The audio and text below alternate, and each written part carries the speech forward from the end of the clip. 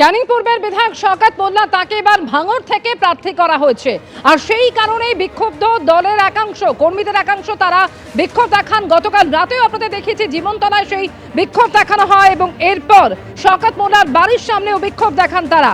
শওকতকে ফের ক্যানিং পূর্ব থেকেই প্রার্থী করতে হবে এই দাবি তুলেছে দলীয় কর্মীদের একাংশ। তৃণমূল প্রার্থী বাহারুল ইসলামকে বহিরাগত বলে বিক্ষোভ শুরু হয়েছে।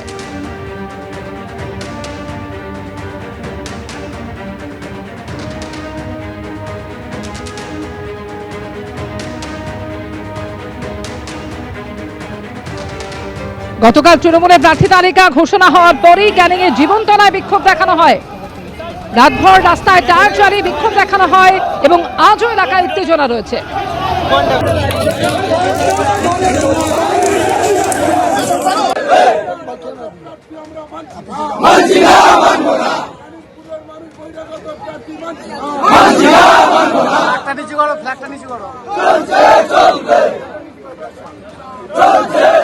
ভাঙড়ে এসে বহিরাগত না হয় তাহলে বাহারুল কিভাবে বহিরাগত হচ্ছে, এটা তো প্রথম প্রশ্ন হওয়া উচিত। এই এই এই নাটকটা শওকত মোল্লা করছে। যখন ক্যান্ডিডেট ঘোষণা হয়ে গেছে শওকত মোল্লা দেখছে ভাঙড়ে হার নিশ্চিত জেনে অফিসে বসে কান্নাকাটি করছে আর দলের লোকেদের বলে দিয়েছে তোরা বিক্ষোভ কর, হ্যাঁ আমি যাতে ফের ক্যানিংয়ে ফিরে আসি করছে। দলে দলে হচ্ছে, এটা সারা রাজ্যব্যাপী হচ্ছে। ক্যানিং ভাঙড় তো দূরে যাক, সব জায়গায় হচ্ছে।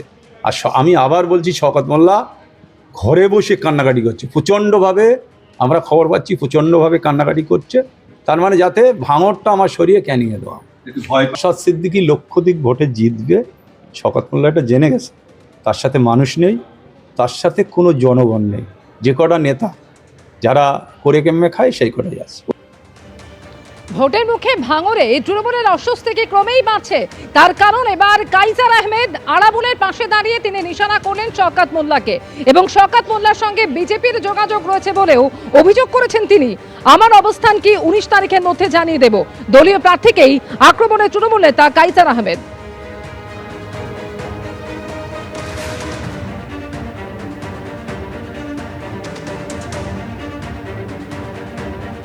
আরাবুলদা কি করব, দলের কাছে আবেদন নিবেদন করে জায়গা পায়নি, দলকে গুরুত্ব দিইনি।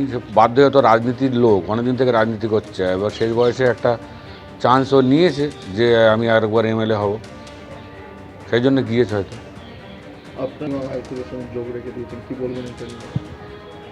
শওকত তো বিজেপির সাথে যোগাযোগ রেখে দিয়েছিল, ও তো এমনি হেরে গেলেও বিজেপিতে চলে যাবে যদি সরকার চেঞ্জ হয়। এটা তো আমার কাছেও খবর আছে, সেটা হয়েছে।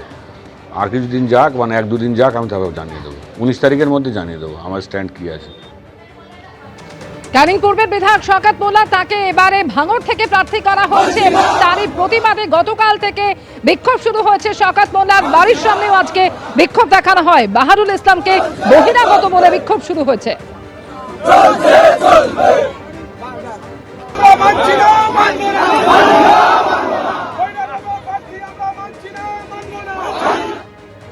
সর্বভারতীয় নেত্রী আমাদের দিদি মমতা বন্দ্যোপাধ্যায় এবং আমার প্রিয় দাদা নেতা সর্বভারতীয় সাধারণ সম্পাদক অভিষেক বন্দ্যোপাধ্যায়, তাঁরাই প্রার্থী ঠিক করেছেন এবং গতকাল থেকে সমস্যা হচ্ছে। তো আমি এই বিষয়ে দাদার সঙ্গে কথা বলে তারপরে যা যা ডিসিশন নেওয়ার আমি নেব। এই যে সমস্ত মানুষজন আন্দোলন করছে তাদেরকে সামলাবেন কি করে এখন এই মুহূর্তে? কি মানুষই তো আমাদের সব কিছু। নিশ্চিতভাবে দিদির সঙ্গে বা দাদার সঙ্গে কথা বলে তারপরে যা পরবর্তী পদক্ষেপ যা যা নেওয়ার নেব।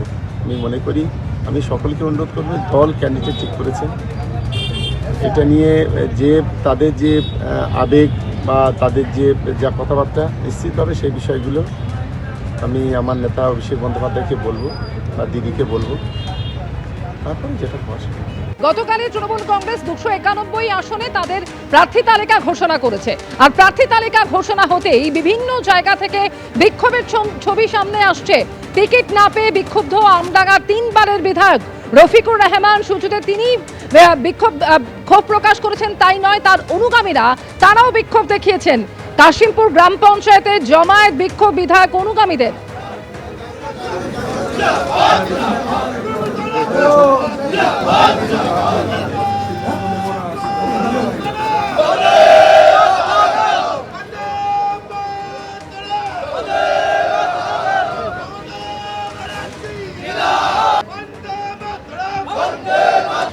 ক্ষোভের আগুন বাড়ছে আমডাঙ্গায়।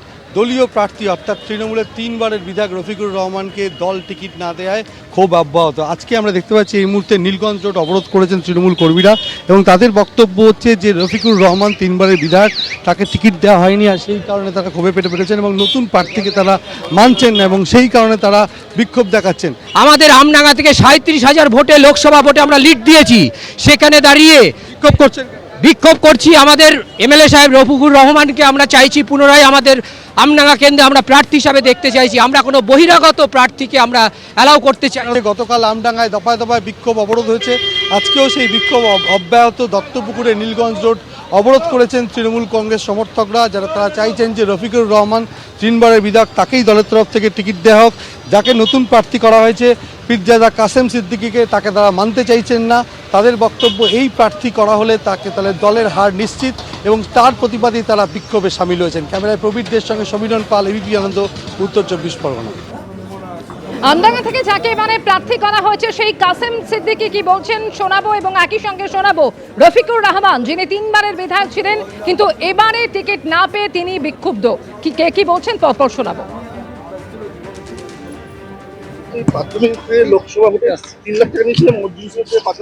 সব ফালতু কথা। আমার ও বড় দাদা, ও আমার বড় দাদা, একসঙ্গে আমরা প্রচারের মধ্যে থাকবো, একসঙ্গে পাশে থাকবো, পাশে থেকে কাজ করব। আমি পীর পরিবারের ছেলে, উনি নিশ্চয়ই জানেন, ঠিক আছে? আপনারাও জানেন আমি কোন পরিবারের ছেলে।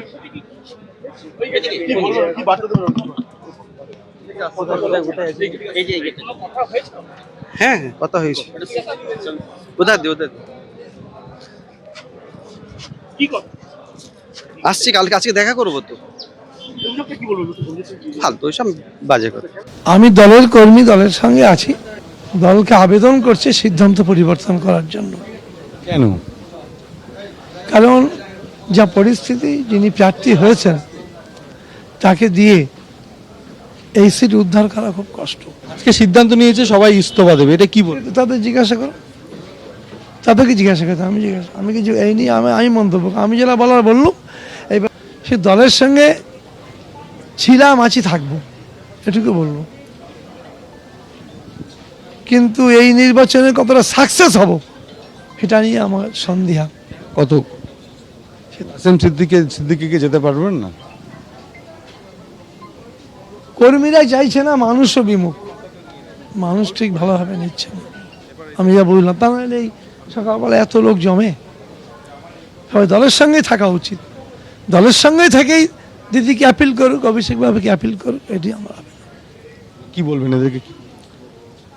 আমি তো অবশ্যই বলবো, দলের ক্ষতি করে তো কিছু করা যাবে না। এবিপি আনন্দ, এগিয়ে থাকে, এগিয়ে রাখে।